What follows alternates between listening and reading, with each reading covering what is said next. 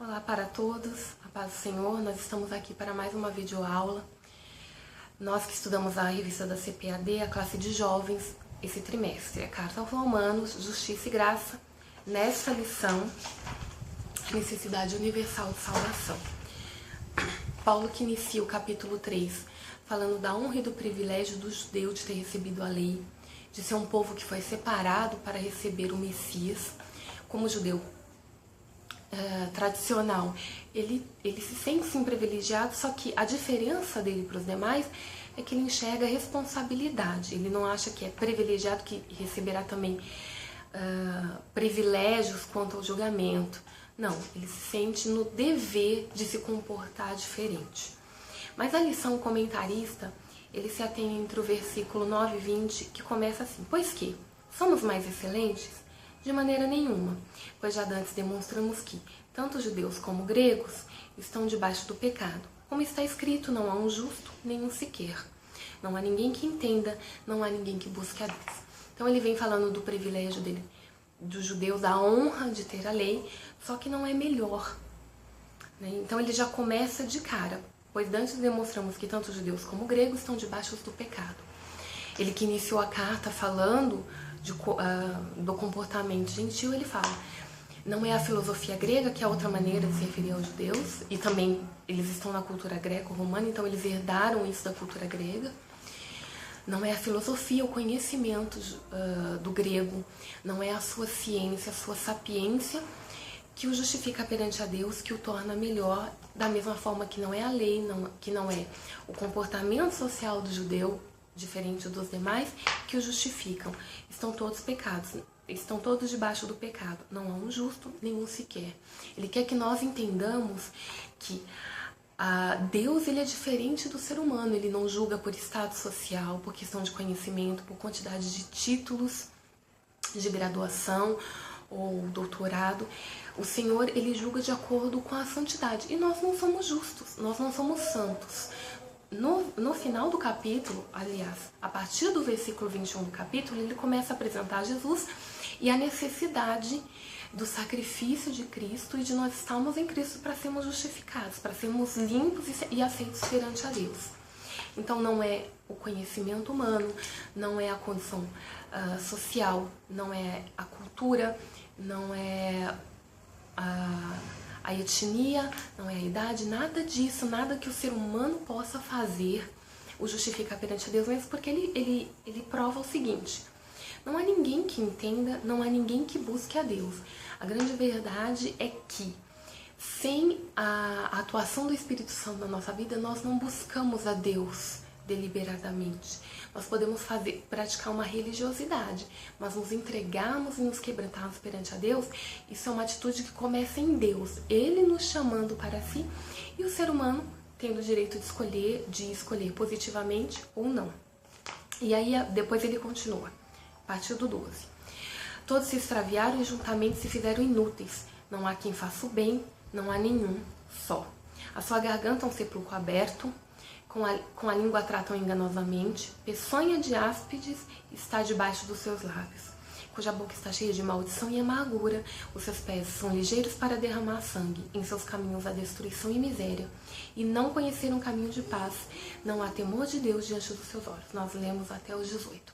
Ele dá uma lista da condição humana longe de Deus, mais uma lista que ele já tinha apresentado anteriormente. Provavelmente aqui ele focou em algum problema social da época, que era provavelmente os tratados, os acordos, que não é diferente de hoje. Nós sabemos que hoje em dia nós não tratamos mais nada só do falar, só de boca, né, digamos assim. Porque a língua do ser humano, ela é venenosa.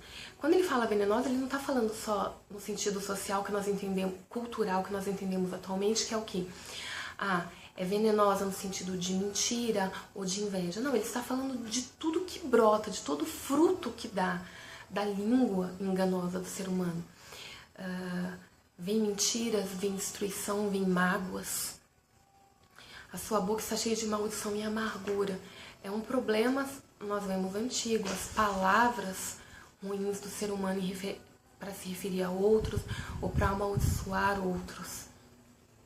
E a amargura, que é um grande um dos maiores vilões do coração humano é a mágoa e a amargura. Então você vê que Paulo, ele não deixa nada de fora. Ele vai dizendo, olha, o ser humano longe de Deus, ele tem amargura, ele amaldiçoa, ele tem a língua venenosa, a sua garganta é um sepulcro aberto, é podre. Aquilo que o ser humano fala é podre, não é confiável. Os seus pés são ligeiros para derramar sangue. Aqui ele não está falando apenas do homicídio propriamente dito, mas de tudo que nós fazemos de mal. E não há os seus caminhos à destruição e miséria. É interessante nós entendermos isso porque é Deus nos avisando, olha, o final do ser humano, longe de mim, é destruição e miséria. Não importa o quanto a pessoa pareça zen, não importa também a condição social. Longe de Deus, sem a justificação em Cristo, o final é destruição e miséria. Aqui não é Deus amaldiçoando, mas é Deus apontando claramente. A questão não é o que eu estou fazendo com vocês, é o que vocês estão fazendo consigo mesmo. E não conhecer um caminho de paz. É bom nós entendermos isso, porque a verdadeira paz só em Cristo. Não há religião, não há filosofia, não há comportamento humano que gere a verdadeira paz. Não há temor de Deus diante dos seus olhos.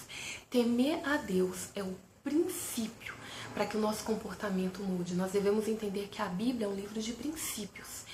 Se nós pegarmos um assunto isolado, por exemplo, o pecado, você não encontra a Bíblia como um dicionário de pecado.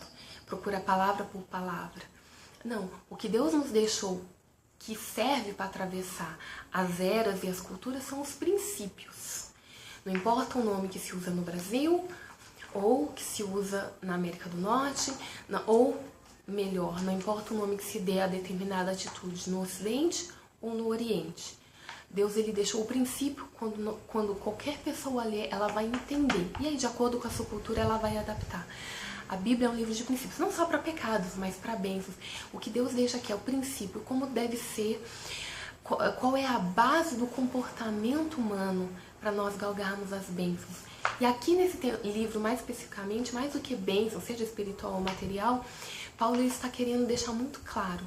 Entendam que nós somos salvos pelo amor de Deus, pela graça de Deus manifesta em Cristo. Nós só somos justificados pelo sangue de Cristo. O sangue é a moeda espiritual. É aquilo que relaciona os negócios, digamos assim, entre o mundo natural e o mundo espiritual. E o único sangue válido para justificar o homem, para libertar toda a natureza do pecado, foi o sangue de Cristo. E aí ele continua. Ora, nós sabemos que tudo que a lei diz aos que estão debaixo da lei, o diz, para que toda boca esteja fechada e todo mundo seja condenável diante de Deus. O que ele está querendo dizer é, a lei, ela não veio salvar. A lei, ela só veio te apontar o caminho de salvação. É isso que ele está falando.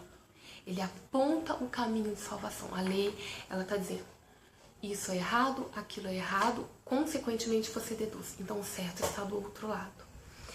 Então, mais uma vez, não é a nossa religião ou o que nós pregamos, ou mesmo carregar a Bíblia, que nos torna melhor que os demais. Aqui nós estamos tendo uma responsabilidade maior.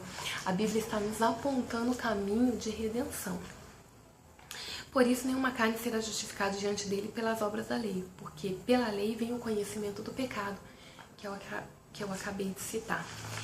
Eu quero deixar como para casa que vocês terminem o capítulo 3, leiam o 4 e o 5, já para dar continuidade no que Paulo está falando, porque a partir do versículo 21, Paulo começa a apresentar Jesus. Eu me retirei aqui nesses primeiros minutos aos versículos que o comentarista da revista destaca. Leiam todo o livro, toda a carta, a Bíblia. Nós estamos numa escola bíblica, então a Bíblia é o nosso livro. Leiam também a revista para nós entendermos qual é o ponto de vista que o comentarista destaca. Para aulas melhores, isso é uma aula auxiliar, não posso nem dizer que é uma pré-aula porque são poucos minutos. mas a própria CPAD deixa no site aulas feitas pelo próprio comentarista da revista, que vocês podem buscar. Passa também lá na nossa página do Facebook, EBDC, acompanhe as nossas publicações. Nós temos usado outros sites também que nos ajudam a esclarecer os temas que estão sendo estudados esse trimestre nas diversas classes. Curte aqui com a gente, compartilha essa aula, deixa seu comentário daquilo que você concorda e discorda aqui embaixo. E até a próxima. Fiquem com Deus.